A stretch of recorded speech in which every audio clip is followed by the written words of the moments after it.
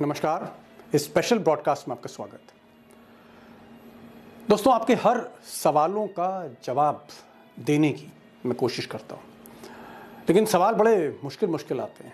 मिसाल के तौर पर एक दोस्त ने पूछा है कि क्या 2023 यानी ये जो साल है प्रधान सेवक का आखिरी साल होगा, यानी 2024 में उनकी छुट्टी हो जाएगी। और ऐसा ही एक सवाल और है कि क्या नीतीश कुमार अगले प्रधान सेवक बनने जा रहे हैं। सवाल भारत जोड़ो यात्रा पर है, सवाल बीजेपी के एजेंडा पे है कि एजेंडा क्या होगा चुनाव का। क्या एजेंडा कम्युनल होगा, हिंदू मुस्लिम होगा, उस पर बीजेपी चुनाव लड़ेगी। चुनाव के अलावा अडानी और अंबानी पे भी बहुत से सवाल हैं, वरुण गांधी पर भी हैं, और भी कई लोगों पर हैं, अरविंद केजरीवाल पर है, इसके अलावा बाकी जो रीजनल पार्टीज़ हैं उन पर भी हैं। अब इन सवालों के जवाब के लिए मुझे मदद चाहिए थी और मैंने मदद ली देश के जाने माने पॉलिटिकल पंडित, पॉलिटिकल एनालिस्ट, राजनीतिक विश्लेषक। मुझे लगता है कि इन जैसा राजनीतिक विश्लेषक शायद और कोई नहीं है जो हिंदी हार्टलैंड की राजनीति को समझता है। जी हाँ, प्रोफेसर अभय दुबे। और उनके साथ मिलकर मैंने आपके सवालों के जवाब तलाशने की कोशिश की है और बहुत सटीक उत्तर है। मैं सिर्फ ये चाहता हूँ कि आखिर तक इन जवाबों को सुनिए, क्योंकि यही जवाब हैं 2024 का, यही जवाब हैं आपके उन सब सवालों का जिसका जवाब आज गोदी मीडिया नहीं दे पा रही। तो शुरू करते हैं बेहद मुश्किल सवाल जवाब का ये सफर। शिक्षा शुरू हो चुकी है और नीतीश कुमार ने जब भाजपा का साथ छोड़ा तो वो बहुत गेम चेंजर किस्म की घटना थी। जैसे ही वो एंटी इनकम्बेंसी 50% पार करती है, कितना भी करिश्मा हो, कुछ भी हो, मोदी जी हो या कोई भी हो, वो उस एंटी इनकम्बेंसी को नहीं रोक पाते। तो दुबे जी, 3 घटनाएं, एक बिहार की घटना, एक महाराष्ट्र की घटना और बीच में भारत जोड़ो यात्रा।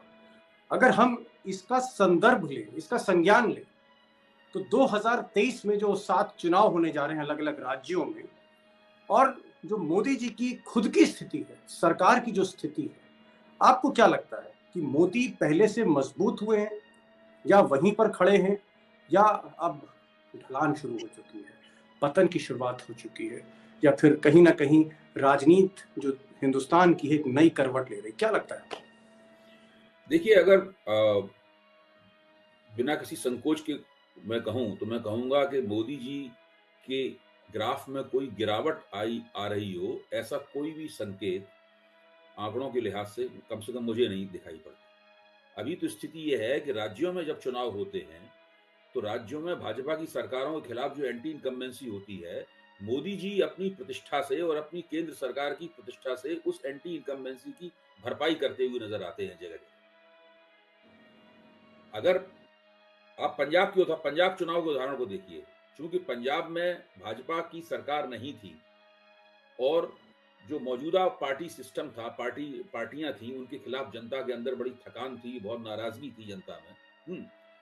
तो वहां पर जब एंटी इनकम्बेंसी नापी गई तो कांग्रेस की सरकार के खिलाफ और अकाली दल के खिलाफ काफी जनता में नाराजगी थी और साथ में केंद्र सरकार के खिलाफ भी एंटी इनकम्बेंसी थी पंजाब। तो पंजाब इस मामले में एक आउटलायर है। पंजाब एक ऐसा प्रांत है जहां पर केंद्र सरकार के खिलाफ भी काफी नाराजगी देखी गई। उसके पीछे एक किसान आंदोलन का भी असर था। तो मैं कहना ये चाहता हूं कि पंजाब के अपवाद को अगर छोड़ दिया जाए और कुछ दक्षिण भारतीय राज्यों के अपवाद को छोड़ दिया जाए तो बाकी जगहों पर जहां भाजपा राज्य के स्तर पर सत्ता में होती है, सत्ता में आने की स्थिति में होती है, वहां मोदी जी की अपना व्यक्तित्व और केंद्र सरकार की प्रतिष्ठा की वजह से भाजपा की काफी कमियां छिप जाती हैं और भाजपा उम्मीद करती है कि मोदी जी आएंगे, चुनाव पलट देंगे, हमारे वोट बढ़ जाएंगे, वगैरह वगैरह। ऐसी बात नहीं, मोदी जी हर जगह कामयाब होते हों। कई जगह कामयाब होते हैं, कई जगह कामयाब नहीं होते हैं। जहां नाकाम होते हैं उसका सबसे बड़ा उदाहरण हिमाचल प्रदेश है। हिमाचल प्रदेश में मोदी जी ने अपने आप को दांव पे लगाया, जम के रैलियां की और भाजपा के जो बागी थे उन बागियों को निजी तौर पर फोन करके भी उन्होंने कहा कि भाई आप मत खड़े होइए। उन्होंने मोदी जी की बात मानने से इनकार कर दिया और भाजपा को उन्होंने चुनाव हराने का पूरा बंदोबस्त किया, क्योंकि वहां अंदरूनी कलह बहुत थी। तो मैं ये मानता हूं कि मोदी जी का ग्राफ अभी गिरते हुए नहीं दिखाई पड़ा है, उनकी सरकार की प्रतिष्ठा भी गिरते हुए नहीं दिखाई पड़ी। ये यहाँ पर हाँ जी। अगर मैं आंकड़ों की बात करूं, आपने आंकड़ों की बात करी, जी, जी। अगर हम देखें जिस तरह से नीतीश कुमार बीजेपी को छोड़ के बिहार से निकले हैं, तो वहाँ तकरीबन 40 सीटें हैं और 40 सीटों पे पिछली बार स्वीप किया था। और बिहार की राजनीति का असर झारखंड में भी है, जहाँ 14 सीटें, तो 54 सीट कहीं ना कहीं यहाँ प्रभावित होती हुई दिखती हैं। और अगर हम महाराष्ट्र की बात करें, महाराष्ट्र को भी पिछली बार स्वीप किया था मोदी ने शिवसेना के साथ मिलकर। यहाँ पर 48 सीटें हैं, 48 सीट्स महाराष्ट्र में है। और बीजेपी खुद मानती है कि महाराष्ट्र का मामला फंसा है, बिहार का मामला फंसा है। और इन दोनों के बीच में अगर अभय जी हम कांग्रेस को देखते हैं कि कांग्रेस तकरीबन 6-7 ऐसे राज्य हैं जहां डायरेक्ट फाइट है बीजेपी के साथ। कर्नाटक है, मध्य प्रदेश है, छत्तीसगढ़ है, राजस्थान है, ये 3-4 स्टेट्स हैं। हरियाणा भी आप इसमें जोड़ लीजिए, तो 70-80 सीट कांग्रेस भी बहुत जबरदस्त तरीके से प्रभावित कर रही है। 40 से 14 और 54 सीटें मैंने कहा झारखंड और बिहार, और 48 सीटें यहाँ।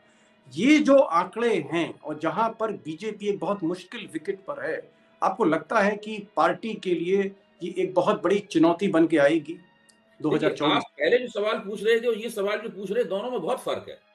आप पहले पूछ रहे थे कि मोदी जी का ग्राफ किस स्थिति में जी। है। अब आप चुनावी समीकरण के बारे में चर्चा कर रहे हैं। जी। चुनावी समीकरण प्रांत दर प्रांत अदलते-बदलते रहते हैं और सरकार, और जो सरकार है जो उसका मुकाबला कर रही है, वो उसके लिए नई-नई युक्तियाँ खोजती रहती है। अभी तो ये समीकरण दिखाई पड़ रहा है हमें, जो कि लगता है कि बिहार के अंदर भाजपा कमज़ोर विकेट के ऊपर है, महाराष्ट्र में भाजपा कमज़ोर विकेट के ऊपर है, झारखंड में भाजपा को धक्का लग सकता है। मैं तो कहता हूँ त्रिपुरा में भी भाजपा को धक्का लग सकता है, आपने उसका नाम नहीं लिया। क्योंकि जी। वहाँ सीटें बहुत कम है, उत्तर पूर्व में, कुल सारे उत्तर पूर्व मिला के 25 सीटें हैं। तो कई जगह ऐसी हैं जहाँ पे दिखाई पड़ सकता है कि भई भाजपा को धक्का लग सकता है। जो सेफोलॉजिस्ट हैं उनका मानना भी है कि 70 से 80 सीटें ऐसी हैं जहाँ पर विपक्ष अगर संयुक्त उम्मीदवार खड़ा करे तो भाजपा को इस चुनाव में वो भाजपा से सीटें छीनी जा सकती हैं। तो इस प्रकार की तमाम समीक्षाएं हो रही हैं और ये सब तथ्यपूर्ण समीक्षाएं हैं, मैं इनसे इनकार नहीं करता।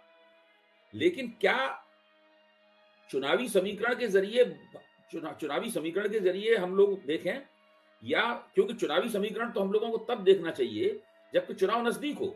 चुनाव अभी बहुत दूर है। इस बीच में इस बीच में इस बीच में जो हो सकता है उसकी हम लोग कल्पना भी नहीं कर सकते। हो सकता है कि मोदी जी के खिलाफ जो एंटी इनकम्बेंसी हमें अभी नहीं दिखाई पड़ रही है, वो 6 महीने बाद दिखाई पड़ना शुरू हो जाए। और ये भी हो सकता है कि इन राज्यों में अचानक हमें लगे कि भाजपा जो है उतनी कमजोर नहीं है, इतनी कमजोर हम मानते थे।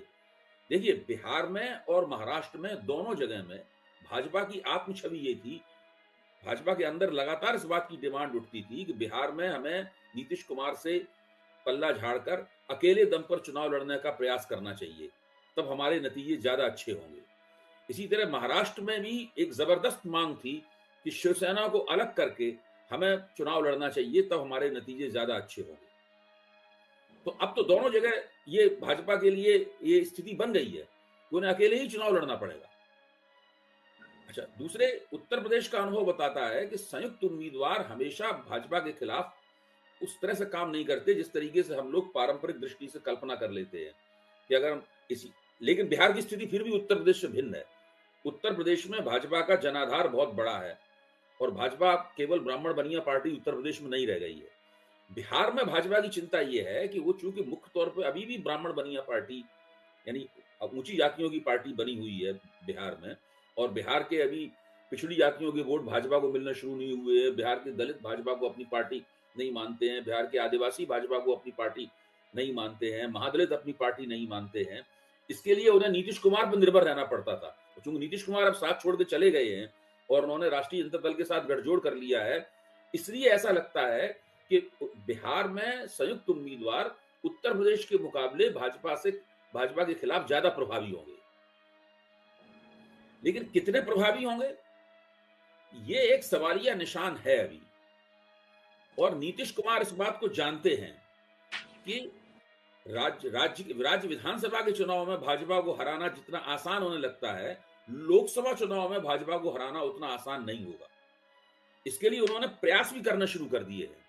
जो जातिगत जनगणना हो रही है या वो पदयात्रा वगैरह पर निकले हुए हैं और जो योजनाएं तमाम बन रही हैं, उससे लगता है कि नीतीश कुमार जानते हैं। देखिए, बिहार में जो विधानसभा चुनाव है वो लोकसभा चुनाव के बाद होगा।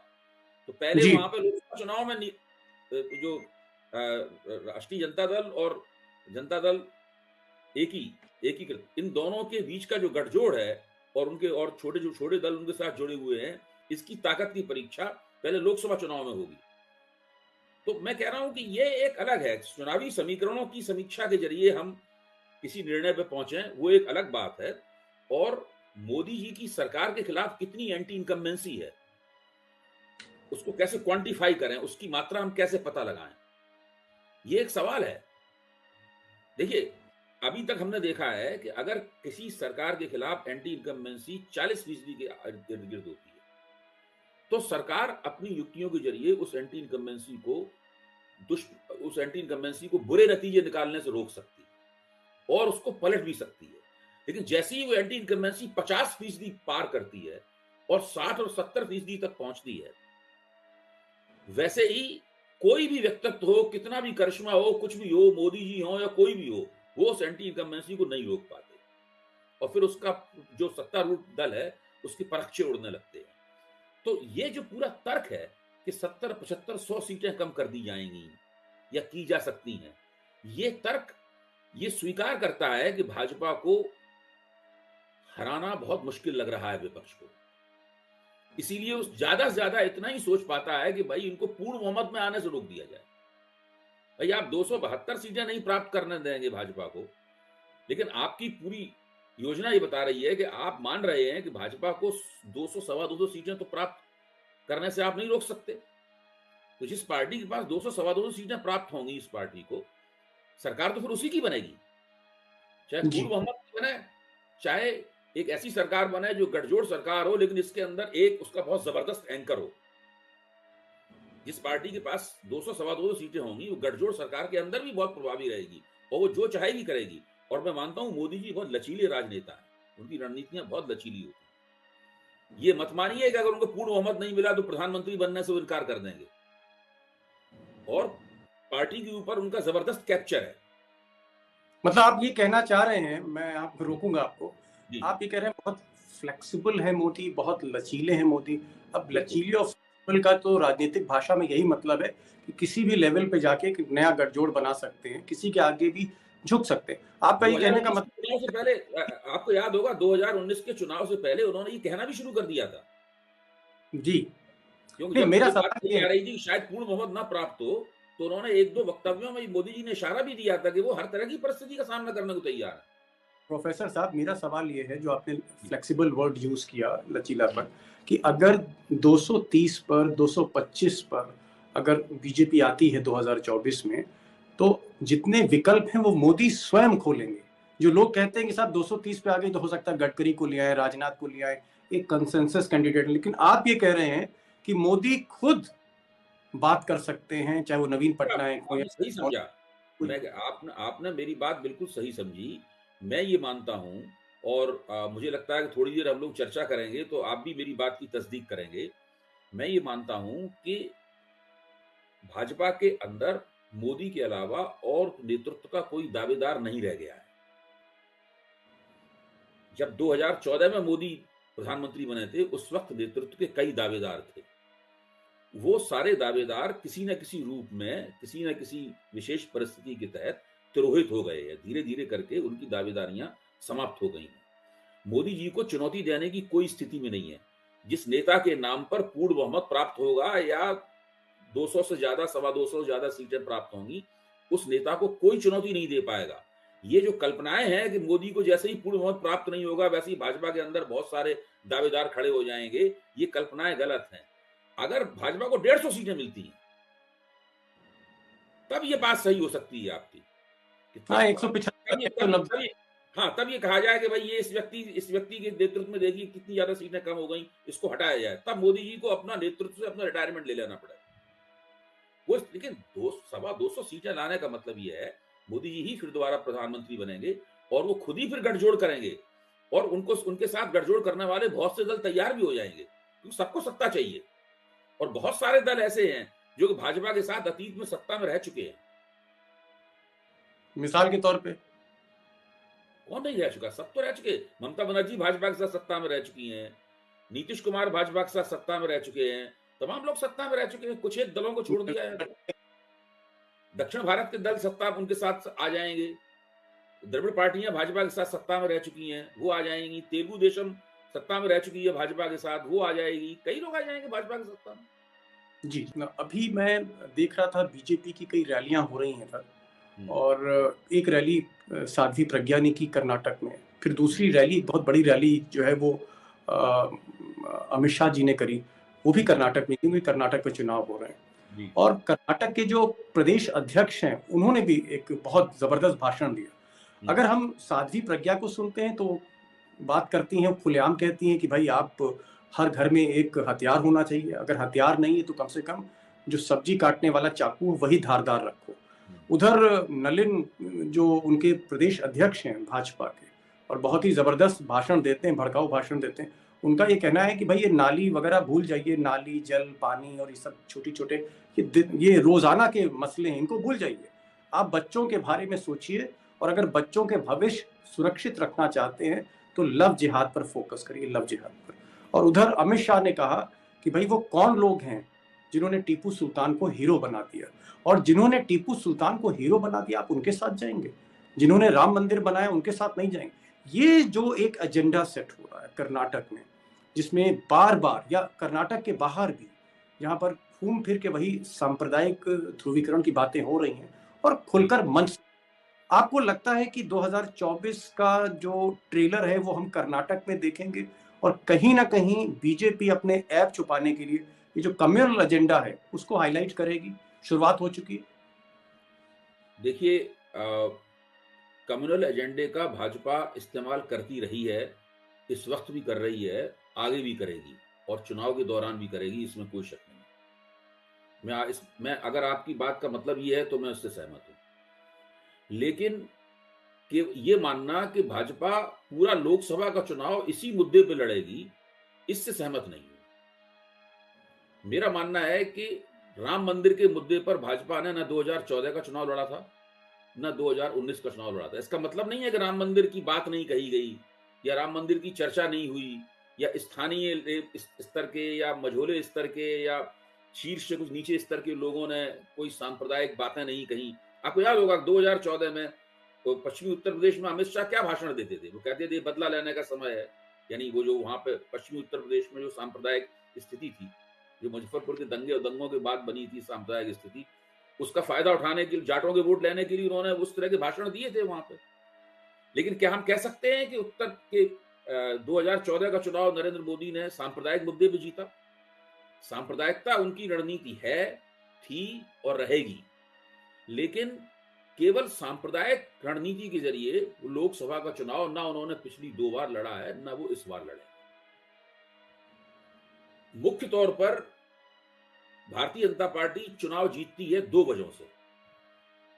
पहली वजह हम लोगों को साफ दिखाई पड़ती है कि भाजपा ने अपने डूब क्षेत्र में, यानी अपने प्रभाव क्षेत्र में, अपने कैचमेंट एरिया में भाजपा ने बड़े पैमाने पर हिंदू समुदायों को अपने साथ जोड़ा है, और वो उनका जो आधार बना है, जिससे 45 से 50% की हिंदू राजनीतिक एकता बनी है, वो अभी कहीं भी डेंट लगते हुए नहीं दिखाई पड़ रही है। वो कहीं भी उसमें डेंट लगते हुए नहीं दिखाई पड़ रहा। उत्तर प्रदेश के पिछले चुनाव में भी वो डेंट हम सोचते रहे लगेगा, लेकिन नहीं लगा डेंट। दूसरी बात, एक तो समुदायों को अपने साथ जोड़ा है, और सत्ता में 2014 से लगातार वो सत्ता में है, उन्होंने एक वेलफेयर मॉडल विकसित किया है। उस वेलफेयर मॉडल में बहुत सारी स्कीमें हैं, बहुत सारा डायरेक्ट ट्रांसफर है, और कई इस तरह की चीजें हैं। हम लोग उनके बारे में जानते हैं, उनके बारे में चर्चा करके समय खराब करने की जरूरत नहीं है। उसकी वजह से जो नीचे से 20%, 25% का जो गरीब आदमी है, उस गरीब आदमी में नरेंद्र मोदी ने और भारतीय जनता पार्टी ने अपनी उपस्थिति दर्ज कराई है, और अपने कार्यकर्ताओं की सक्रियता और राष्ट्रीय स्वयंसेवक संघ की सक्रियता के जरिए लगातार वो उस हिस्से को संबोधित करते रहते हैं। तो ये जो 2 बातें हैं, भाजपा इसकी वजह से चुनाव जीतती है। ये जो सांप्रदायिक बातें हैं कि अपने घर में एक हथियार रखिए, और राहुल बाबा को बता देना चाहता हूं कि राम मंदिर बन के तैयार हो जाएगा, ये सब जो बातें हैं, ये विमर्श को बनाने की गतिविधियां हैं कि लगातार विमर्श बना रहे और भाजपा एक मिलिटेंट हिंदू छवि जो है भाजपा की, वो बनी रहे और हिंदू हितों के सबसे मिलिटेंट नुमाइंदे के तौर पर भाजपा को सर्व स्वीकृति मिलती रहे। ये काम लगातार वो करते रहे हैं और करते रहेंगे आगे भी। लेकिन चुनाव में उनका फोकस इन दो बातों पर जोर देने पर ज्यादा होगा कि किस तरह से जी। वो विभिन्न समुदायों को अपने साथ जोड़े रहें, वहां पर डेंट न लगने दें। और उन्होंने जो लाभार्थियों का एक संसार बनाया है, उस लाभार्थियों के संसार के जरिए वो अपने मतदाता मंडल के निचले हिस्से के साथ में लगातार संपर्क में बने रहे। भारत जोड़ो यात्रा की बात कर लेते हैं, क्योंकि अब तो खैर अपने अंतिम पड़ाव में भारत जोड़ो यात्रा है। लेकिन एक चीज़ प्रोफेसर साहब हमें माननी होगी कि भीड़ भी आ रही है, जोश भी है, और कहीं ना कहीं जो राहुल गांधी का जो अगर आप स्टैंस देखें या उनकी छवि देखें, वो भी बदली है। लेकिन क्या आपको लगता है कि ये जो भारत जोड़ो यात्रा है, जो मोदी जी की दीवार है, वोट की दीवार कह लीजिए, छल की दीवार कह लीजिए, टीना की दीवार कह लीजिए कि नो अल्टरनेटिव है इस वक्त उनके लिए, या जिस तरह की भी आप दीवार कहिए, ये जो दीवार है मोदी की 2014 से जो ऊंची होती जा रही है, इस दीवार में ये भारत जोड़ो यात्रा सेंध लगा पाएगी, कोई छेद कर पाएगी, कुछ किसी ना किसी कामयाबी पे पहुंच पाएगी? भले वो कामयाबी का जो फीसद है, प्रतिशत बहुत कम हो, कहीं ना कहीं सेंधमारी कर पाएंगे इस दीवार पे राहुल गांधी? देखिए, अभी मुझे तो नहीं लगता कि भाजपा के साथ जो समुदाय जुड़े हुए हैं, राहुल गांधी ने उनमें से किसी समुदाय को अपनी ओर खींचने की कोशिश की है। राहुल गांधी ने ये भारत जोड़ो यात्रा के ये प्रयास जरूर किया है राहुल गांधी ने कि उन्होंने जो मुस्लिम समुदाय है, उस मुस्लिम समुदाय के जरिए इस भारत जोड़ो यात्रा को लगातार संबोधित किया है। और मुझे ये देख के ताज्जुब नहीं होगा कि अगर विधानसभा चुनावों में जो 9 राज्यों में होने वाले हैं और उसके बाद 2024 के लोकसभा चुनाव में मुसलमान मतदाता कांग्रेस को पहले के मुकाबले ज्यादा हमदर्दी के साथ देखें। तो जो वोट कांग्रेस से मुसलमानों का छिटक गया था और दूसरी अपने आप को सेकुलर कहने वाली पार्टियों को मिलने लगा था, मुझे लगता है इस बार उन उन पार्टियों के साथ में कांग्रेस मुसलमान मतदाताओं के लिए कड़ी जद्दोजहद, कड़ा मुकाबला करेगी और मुश्किल जी। होगा। कांग्रेस लोकसभा चुनाव में तो खास तौर से मुसलमान मतदाता कांग्रेस को काफी वोट दे सकते हैं, जो कांग्रेस सरकार बनाने की राष्ट्रीय स्तर पर दावेदार होती है। राज्यों के स्तर पर सीन नजारा दूसरा होता है। तो भारत जोड़ो यात्रा ने दो ये काम जरूर किए हैं। एक काम और भारत जोड़ो यात्रा ने किया है, दूसरा काम ये किया, पहला तो मैंने बता दिया आपको कि उसने जो क्रोनी कैपिटलिज्म वाला मुद्दा है, इसको आप दरबारी पूंजीवाद भी कह सकते हैं, गोदी पूंजीवाद भी कह सकते हैं, अडानी अंबानी के प्रभाव के जरिए बड़े स्पष्ट रूप से, आक्रामक तरीके से और रेडिकल तरीके से राहुल गांधी ने उसको उठाया। इतना उठाया है कि खुद गौतम अडानी को उसका जवाब भी देना पड़ा है। तो कांग्रेस कह रही है कि अगर हम सरकार में आए तो हम ये गोदी पूंजीवाद है इसको खत्म कर देंगे या उसको हम हतोत्साहित करेंगे। ये जरूर साफ तौर पर सामने आ रहा है।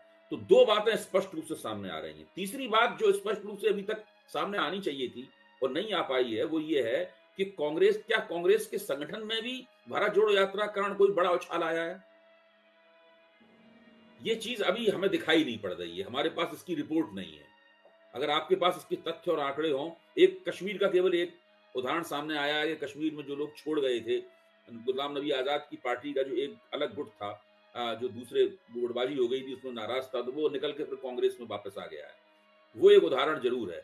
लेकिन बाकी जगहों पर कहीं कांग्रेस के अंदर कांग्रेस का आपसी सिर फुटबॉल खत्म हुआ हो, राजस्थान में नहीं खत्म हुआ। भारत जोड़ो यात्रा के दौरान पायलट और गहलोत के बीच का जो झगड़ा है वो और ज्यादा निकल कर सामने आया। प्रोफेसर साहब, एक बात आपने कही कि मुस्लिम जो है वो हो सकता है कांग्रेस में पहले से ज्यादा संख्या में जाके वोट दे, और आपने ये भी कहा कि राहुल गांधी की छवि भी बदली है। जहां तक संगठन के बारे में आपने कहा कि संगठन के बारे में आपको इतना इल्म नहीं है, कोई आंकड़े नहीं है कि ये पता लग पाए, एक ऐसा बैरोमीटर कोई हो कि जहां संगठन में भी एक कोई उछाल आया है या कोई उसके अंदर मजबूती आई।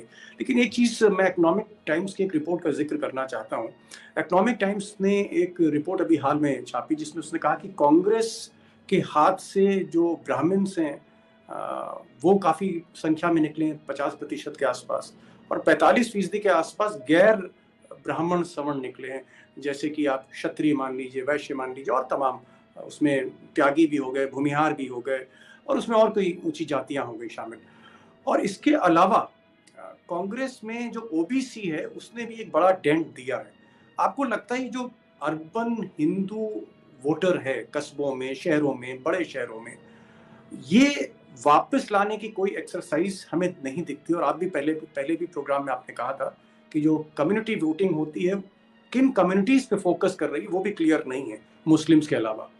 अगर इस संदर्भ में अगर कांग्रेस कुछ नेता लेती है, जैसे सपोज करिए वरुण गांधी की अगर वापसी होती है, क्योंकि वरुण गांधी की उत्तर प्रदेश में जो छवि है वो हम ये नहीं कह सकते एंटी हिंदू है। उनके पुराने भाषण निकाल के देखिए या जिस तरह का उनकी पर्सनैलिटी उन्होंने डेवलप करी है, वरुण गांधी को लाने से कुछ डिविडेंड मिलेगा, कुछ लाभ मिल सकता है? क्योंकि मीडिया में पिछले 15 दिन से, हफ्ते भर से एक ही चीज वायरल हो रही है कि वरुण गांधी के लिए शायद मोहब्बत की दुकान खुल सकती है। देखिए, वरुण गांधी उत्तर प्रदेश में कांग्रेस के लिए एक बहुत बड़ी एसेट, बहुत बड़ी मजबूत संपत्ति साबित हो सकते हैं, क्योंकि कांग्रेस के पास उत्तर प्रदेश में नेता नहीं है कोई। मतलब किसी को पार्टी संगठन का अध्यक्ष है कोई, उस पार्टी को उस तरह से नेता नहीं होता है वो।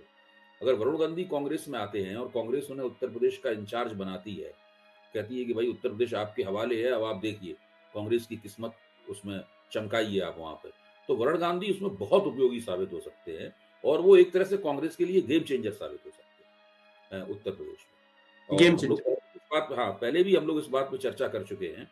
अब ये सब कांग्रेस का जो परिवार है, जो गांधी परिवार है, उसकी अंदरूनी राजनीति पर निर्भर करता है कि ये चीज कैसे होगी। भाई वरुण गांधी अकेले तो नहीं है, उनके साथ उनकी माँ भी है। जी। हाँ, तो और ये उनकी माँ का क्या होगा? इस वक्त वो भी भारतीय जनता पार्टी ने उनको भी हाशिए पे फेंक दिया है। तो जी। सब कैसे होगा? जो कांग्रेस इन दोनों को की प्लेसिंग पार्ट संगठन के अंदर कैसे करेगी? तो अगर राहुल गांधी केवल वरुण गांधी को चाहते हैं, मेनका गांधी को नहीं चाहते हैं, तो मुझे बहुत मुश्किल लगता है मुझे कि ये हो पाएगा। कि वरुण गांधी को लेने का मतलब है कि मेनका गांधी को भी लेना होगा उन्हें। तो ये महत्वपूर्ण पहलू है। कॉम्प्लेक्स इश्यूज है। हाँ। अभय जी, मैं आपके उस वक्तव्य पे आता हूँ। मैं सुन रहा था आपको, और आपने एक जगह कहीं कहा, किसी प्रोग्राम में आपने कहा, मैं चाह रहा था कि थोड़ा सा हमारे दोस्तों को भी आप एक्सप्लेन करिए। आपने कहा कि साहब बीजेपी की जो सबसे बड़ी ताकत है, कम्युनल एजेंडा तो है ही, आरएसएस तो है, ये सारी चीजें तो है ही, और मोदी की पर्सनालिटी भी है, लेकिन सबसे बड़ी ताकत वो जो कॉर्पोरेट पावर और उसके साथ जो टेक्नोलॉजी से अभिप्राय ये है कि वो जो सॉफ्टवेयर है इलेक्टोरल जीत का, कि जहां पर लोगों के अकाउंट में बड़े तादाद पे पैसे भिजवा देना, जनधन खाते खुले, उन खातों में पैसा डालना, सीधे सीधे आप कह सकते हैं ब्राइब टू वोट कह लीजिए। फिर अब राशन जा रहा है तो राशन भी उसी जरिए, सॉफ्टवेयर के जरिए जा रहा है। सॉफ्टवेयर के जरिए ही, टेक्नोलॉजी के जरिए ही सोशल मीडिया पे बीजेपी जो है पूरी तरह से रूल करती है, राज करती है। और इसी सॉफ्टवेयर के जरिए वो तरह तरह के, आप कह सकते हैं, चाहे वो ओपिनियन सर्वे हो सीक्रेट, या सीक्रेट एग्जिट पोल्स हो, या देश का जो मूड है उसको भांपना, उसके लिए भी वो टेक्नोलॉजी का इस्तेमाल करते हैं। तो ये जो टेक्नोलॉजी का इस्तेमाल बीजेपी का हम क्या माने, ट्रम्प कार्ड है, ये बहुत बड़ी ताकत है जिसको विपक्ष समझ नहीं पा रहा, इसको आप कैसे एक्सप्लेन करेंगे? देखिए, इसको एक्सप्लेन करने का एक बहुत ही आसान तरीका है। सबसे कम्युनिकेशन की सबसे पुरानी टेक्नोलॉजी इस वक्त कौन सी है? रेडियो। एक ऐसी, हम लोगों ने सबने रेडियो सुनना बंद कर दिया है। जी। कितने लोग रेडियो सुनते हैं आजकल? लेकिन मोदी जी जानते हैं कि रेडियो अभी भी देश के बहुत बड़े हिस्से में सुना जाता है। और जिस दिन से वो प्रधानमंत्री हुए हैं तब से वो रेडियो पे मन की बात सुना रहे हैं। और उस वहां से मन की बात से बहुत सी चीजें बाउंस ऑफ होती हैं, वो टीवी तक बात पहुंचती है, वो प्रिंट मीडिया में भी बात आती है। तो जितनी भी टेक्नोलॉजीज मौजूद हैं, उन टेक्नोलॉजीज का आपसी संबंध क्या है, उसका समीकरण क्या है, उस चीज को मोदी जी और मोदी जी की के जमाने की जो भारतीय जनता पार्टी है, उनका जो प्रचार तंत्र है, वो उस चीज को अच्छी तरीके से समझता है। और जितना दोहन उसका हो सकता है उतना दोहन वो उसका कर रहे हैं। चाहे वो सोशल मीडिया हो, चाहे वो डायरेक्ट ट्रांसफर वाली टेक्नोलॉजी हो, नेट के जरिए बैंकिंग जब चूंकि नेट आधारित हो गई है, तो ऐसा सब कुछ हो सकता है। इस चीज को उन्होंने बहुत पहले ही पहचान लिया था। मैं तो मानता हूं कांग्रेस ने भी पहचान लिया था। अगर कांग्रेस 2014 का चुनाव नहीं हारती और किसी तरीके से उसकी सत्ता में वापसी हो जाती, तो ये जनधन खाते तो कांग्रेस खुलवाती, जो कांग्रेस की बनाई हुई योजना है मुख्य तौर पे। क्योंकि मोदी जी चुनाव जीत गए तो उन्होंने कांग्रेस से ये योजना ली, उसको एक नाम दिया और उन्होंने उसको उसको सबसे पहला काम उन्होंने यही किया। तब मेरे ऐसा व्यक्ति, मैं उसे मुझे स्वीकार करने में कोई संकोच नहीं, मैं नहीं समझ पाया था कि इसका महत्व क्या है, कि जनधन है क्या, फॉर्मूला क्या है, मामला है क्या। तो हम लोग तो मजाक उड़ाते थे कि भाई देखिए बहुत सारी चीजों का हमने भाजपा का मजाक उड़ाया, जैसे कि मिस्ड कॉल के जरिए मेंबरशिप देना, हमने इसका भी मजाक उड़ाया, मैंने खुद उड़ाया मजाक। जनधन योजना का मैंने मजाक उड़ाया, इससे क्या होगा, लोगों के खाते खाली पड़े रहेंगे, सब बेकार है, ढकोसला है वगैरह वगैरह, इसकी सब जांच कीजिए, इसमें फर्जीवाड़ा है। ये सब भी बातें थी, ऐसी बात नहीं, इन बातों में सच्चाई नहीं थी, लेकिन इतनी बड़ी योजना है, उसमें कुछ हिस्सा फर्जीवाड़ा भी हो सकता है, कुछ ढकोसला भी हो सकता है, कुछ खाते खाली पड़े इनएक्टिव भी हो सकते हैं, लेकिन कुल मिला के उसका इम्पैक्ट देखिए आप। उन्हें मोदी, मनमोहन सिंह जी तो अर्थशास्त्री थे, उन्हें तो पता ही था, मोदी जी को भी पता था कि अर्थव्यवस्था जो है उसमें लोगों की आमदनी नहीं बढ़ने वाली है, अर्थव्यवस्था जो है लोगों को रोजगार नहीं देने वाली है, यहां तक कि आमदनी कम होगी, रोजगार छिनेंगे। ऐसी स्थिति में एंटी इनकम्बेंसी बहुत पैदा होगी, बहुत बनेगी एंटी इनकम्बेंसी। उसको रोकने की पेशबंदी जरूरी है, तो चुनाव जीतते ही पहला काम उस पेशबंदी की शुरुआत में किया। जनधन योजना उस पेशबंदी का नाम है भाई। रिश्वत पैसा देना वोटर को सीधे। ये सब जो है ना डायरेक्ट ट्रांसफर, अब आपकी आमदनी किसी की है नहीं, अचानक उसके प्रकट होता है कि आपको 2000 रुपए आपके खाते में आ गए, और उसे उम्मीद है कि एक महीने बाद कुछ और आ जाएगा या 3 महीने बाद कुछ और आ जाएगा। तो ये सब चीजें भारत की चुनावी राजनीति के लिए गेम चेंजर साबित हुई हैं। आज भाजपा के तमाम समर्थक पत्रकार टीवी पे बड़े उससे कहते हैं कि भाई हमने इतने लाख करोड़ रुपए लोगों में बांटे हैं, ऐसा कभी भी नहीं हुआ इतिहास में, तो हम ही जीतेंगे चुनाव। तो ये सब चीजें बहुत महत्वपूर्ण है, हमें कोई भी विश्लेषण करते समय इन सब चीजों को अपने कैलिब्रेशन में लाना चाहिए। आप राजनीति को समझते हैं, राजनीतिक समीकरण समझते हैं, लेकिन अब क्योंकि टेक्नोलॉजी की आज बात हो रही है इस खंड में, इस इंटरव्यू के, और हमने टेक्नोलॉजी को लेकर जनधन की बात करी, पैसे ट्रांसफर की बात करी, सीधे सरकार का पैसा वोटर के खाते में जा रहा है।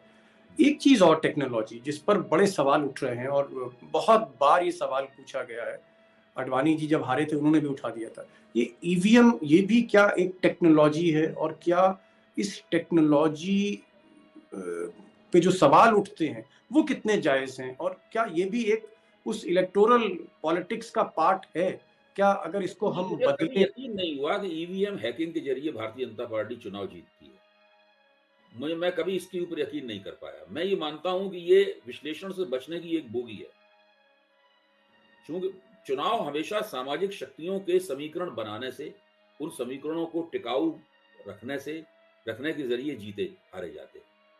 बाकी चीजें सहयोगी भूमिका निभाती हैं, लेकिन अगर ईवीएम के जरिए चुनाव जीता जाता है तो हमारा आपका फिर सबका वजूद बेकार है। तो हम क्या कर सकते हैं? कुछ भी नहीं कर सकते। कितनी भी एंटी इनकम्बेंसी बने रहे, ईवीएम के जरिए चुनाव जीत लिया जाएगा। भाजपा कई चुनावों में बहुत बुरी तरह हारी भी है। देखिए दिल्ली में लगातार भाजपा बुरी तरह हारती है। 2015 में बिहार का चुनाव भाजपा बुरी तरह हार गई थी, दूसरा चुनाव मुश्किल से ही जीत पाई। छत्तीसगढ़ में भाजपा का सुपड़ा साफ हो गया था। तो बहुत जगहों पे भाजपा बहुत बुरी तरह चुनाव हारती भी है। तो मुझे नहीं लगता कि ईवीएम के जरिए चुनाव जीतने का कोई फार्मूला इनके पास है, कि ये भी हो सकता है कि कई राज्यों में वो फार्मूला ना अपनाते हो, जहां जरूरी लगता हो वहां अपनाते हो, इसमें कोई कुछ नहीं कह सकता। अगर इस तरह की स्थिति कोई है तो हम सब लोग कर ही कह सकते हैं। फिर तो हम लोगों को अपना कारोबार, हम लोगों को अपनी दुकान बंद करके घर बैठ जाना चाहिए। नहीं, कहीं तो ग्रे एरिया आपको लगता है, जो आपने कहा कहीं भाई इस्तेमाल किया कहीं नहीं किया, तो क्या ग्रे एरिया है? क्योंकि मैं इसलिए कह रहा हूँ प्रोफेसर साहब कि अगर आप यूएस में देखें, जो मॉडर्न डेमोक्रेसी है, जहां हर काम सॉफ्टवेयर से आज की तारीख में हो रहा है, सॉफ्टवेयर ड्रिवन सोसाइटीज जो हैं, वहां जब चुनाव की बात आती है, सत्ता चुनने की बात आती है, तो सॉफ्टवेयर अलग कर देते हैं। वो कहते नहीं साहब बैलेट पेपर पे चाहिए। तो थोड़ा शक होता है कि भाई ब्रिटेन है, यूएस है, यूरोप है, जापान है, यहाँ पर ऐसा क्यों? और भारत में इतना अगर विरोध हो रहा है तो ऐसा तो नहीं है कि इसमें खरबों रुपए का खर्चा आ जाएगा। हम वापस स्विच कर सकते हैं कुछ टेरिटरीज में। नहीं, ज़रूर कर सकते हैं, मैं आपकी बात से इनकार नहीं कर रहा हूँ। दोबारा हम लोग बैलेट पेपर के ऊपर जा सकते हैं और उसमें कोई ऐसा नुकसान भी नहीं होने वाला है। अगर उससे लोकतंत्र में और चुनावी प्रक्रिया में प्रामाणिकता आती है और शक दूर होता है, तो ऐसा किया जाना चाहिए। लेकिन अभी तक इसके सिक्काबंद प्रमाण प्राप्त नहीं हुए हैं कि ईवीएम हैकिंग के ज़रिए चुनाव जीता जाता जी। है। इस पर मतलब आप अभी तक आपके पास कोई ऐसी स्टडी नहीं, कोई आधार नहीं? नहीं, कहाँ आप बताइए, आपके पास अगर कोई आधार हो तो बताइए। आप हर चीज़ के देखिए, संदेह के ज़रिए अगर हम किसी चीज़ को प्रोसेस करेंगे, तो हर चीज़ के ऊपर संदेह किया जा सकता है। लेकिन ईवीएम के ज़रिए भारत में चुनाव जीते हारे जाते हैं, ये बात अभी तक प्रमाणित नहीं हो पाई है। इसका कहीं एक ईवीएम खराब हो गई, कहीं 1-2 गड़बड़ियाँ हो गई हों, मैं उससे इनकार नहीं कर सकता, वो सब तो होता रहता है। वो तो जब बैलेट पेपर होते थे, उसमें भी बहुत सारे घपले होते थे। हम जानते थे कि उसको मैनिपुलेट करने के कितने तरीके इस्तेमाल किए जाते थे। वो जी। मैनिपुलेट कहीं न कहीं ईवीएम होती होगी, लेकिन इसका कोई एक ऐसा समरूप फ़ॉर्मूला है, जहाँ सत्ताधारी दल चाहे तो वो उसको लागू करके चुनाव पलट सकता है। ये चीज़ जो है, वो अभी तक मेरी समझ में नहीं आ पाई है। मैंने भी इसके ऊपर थोड़ा दिमाग खपाया है। लेकिन मुझे अभी तक ऐसा नहीं लगा कि इस सब सवाल को उठाऊँ मैं। और फिर जैसे ही आप ईवीएम के ज़रिए चुनाव जीतने-हारने की बात कहते हैं, फिर मैं पूछता हूँ, इस सब विश्लेषण की क्या ज़रूरत है जो हम और आप कर रहे हैं? जी।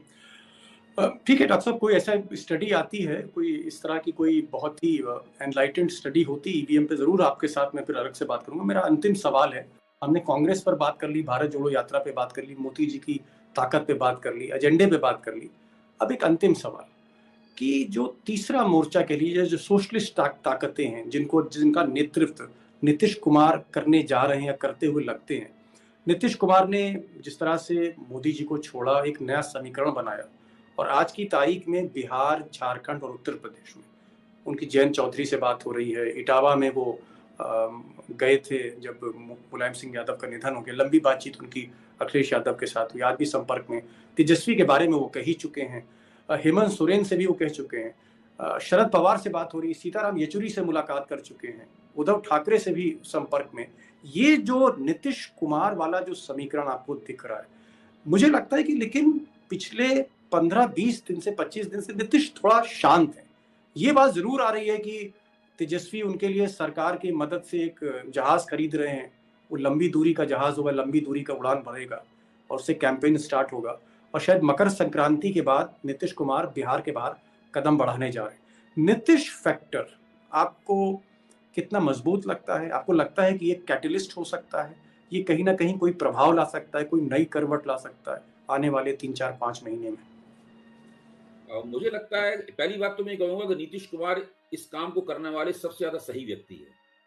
उनके ऊपर कोई भाई-भतीजावाद का आरोप नहीं है, उनके ऊपर परिवारवाद का आरोप नहीं है, उनके ऊपर भ्रष्टाचार का आरोप नहीं है। एक मुख्यमंत्री, प्रशासक और राजनेता के तौर पर नीतीश की छवि विपक्ष के कई नेताओं से बहुत बेहतर है। वो वरिष्ठ भी काफ़ी है, सभी नेताओं से उनके अच्छे संबंध हैं और उन्होंने ये भी कह दिया है कि वो खुद प्रधानमंत्री पद की दौड़ में नहीं है। उन्होंने और केसी त्यागी ने तो जी। स्पष्ट रूप से कह दिया है कि वो प्रधानमंत्री पद की दौड़ की, जो व्यक्ति अपने आप को प्रधानमंत्री पद की दौड़ से बाहर कर लेता है, वो विपक्षी एकता कराने की हैसियत उसको प्राप्त हो जाती है। तो विपक्षी नेताओं के बीच में वो एक बहुत ही बेहतरीन संपर्क सूत्र के तौर पर अपने आप को पेश कर रहे हैं और वो ये जानते हैं कि अभी जिस प्रकार की एकता की वो कल्पना कर रहे हैं, उसका क्षण अभी बहुत दूर है। इसलिए वो सब चीज़ों को टटोल रहे हैं और वो कुछ ऐसे सूत्र, ऐसे डोरे नेताओं के बीच में और राजनीतिक शक्तियों के बीच में बांध रहे हैं, जिनका असर बाद में निकल कर आएगा। तो और ये पूरे 2023 में विधानसभाओं के चुनाव होंगे। 9 विधानसभाओं के चुनाव होंगे पूरे 2023 में। इन 9 जी। विधानसभा के चुनावों के जो नतीजे आएंगे और उसके बाद में नीतीश कुमार की इन जो ये जो गतिविधियां हैं, इन गतिविधियों का महत्व हमें अचानक बहुत ज्यादा बढ़ा हुआ दिखाई पड़ेगा। यानी आपका कहने का मतलब है कि अभी कहानी शुरू होने जा रही है, मतलब जी, अभी जी। पिक्चर शुरू होनी बाकी है बिल्कुल, नीतीश कुमार। बिल्कुल, बिल्कुल, बिल्कुल। पिक्चर शुरू हो चुकी है और नीतीश कुमार ने जब भाजपा का साथ छोड़ा, वो तो उस घटना को तो मैं मानता हूँ कि वो बहुत गेम चेंजर किस्म की घटना थी। उससे पहले तो उसके बाद तो बहुत लोगों ने सोचना शुरू किया कि 2024 के नतीजे कुछ और भी हो सकते हैं। पर उससे पहले लोग सोचने के लिए तैयार नहीं थे। क्या नीतीश कुमार से नवीन पटनायक, ममता बनर्जी, क्योंकि बड़े प्लेयर हैं, और केसीआर या हम केजरीवाल कह लें, ये जो है, इवन राहुल गांधी, आज के राहुल गांधी, ये जो ताकतें हैं, फोर्सेस है, ये नीतीश कुमार के साथ कहीं ना कहीं उनको अकोमोडेट करेंगी, आपको ऐसा लगता है? देखिए, नीतीश कुमार ने जब ये कह दिया कि वो प्रधानमंत्री पद के उम्मीदवार नहीं है, तब तो वो जिसको आप एकोमोडेट करना कह रहे हैं उसकी कोई जरूरत नहीं रह जाती। होती चलते क्या है? प्रोफेसर साहब, आखिरी टिप्पणी कर दीजिए, 2024 क्या दिलचस्प होने जा रहा है? देखिए, भारत में तो चुनाव हमेशा ही दिलचस्प होता है। 2024 निश्चित रूप से दिलचस्प होगा। मैं नहीं मानता हूं कि ये कोई फोरगॉन कंक्लूजन या पहले से नतीजा तय है। भारतीय राजनीति में कुछ भी घटित हो सकता है और इसलिए भारतीय राजनीति कभी भी एक रस नहीं हो सकती है। जी, बहुत बहुत शुक्रिया अभय साहब, आप आए और आपने रोशनी डाली, और बहुत से ऐसे मुद्दे जो लोग समझना चाहते हैं, आपकी बड़ी फरमाइश आती है, लोग कहते हैं साहब अभय साहब को लाइए, और जहाँ भी ग्रे एरिया दिखता है उसको ब्लैक एंड व्हाइट करने में जब आप बोलते हैं, बहुत सी तस्वीर साफ होती है, धुंध साफ होती है, और धुंध के मौसम में आज धुंध साफ करी आपने सियासत में। बहुत बहुत शुक्रिया आपका।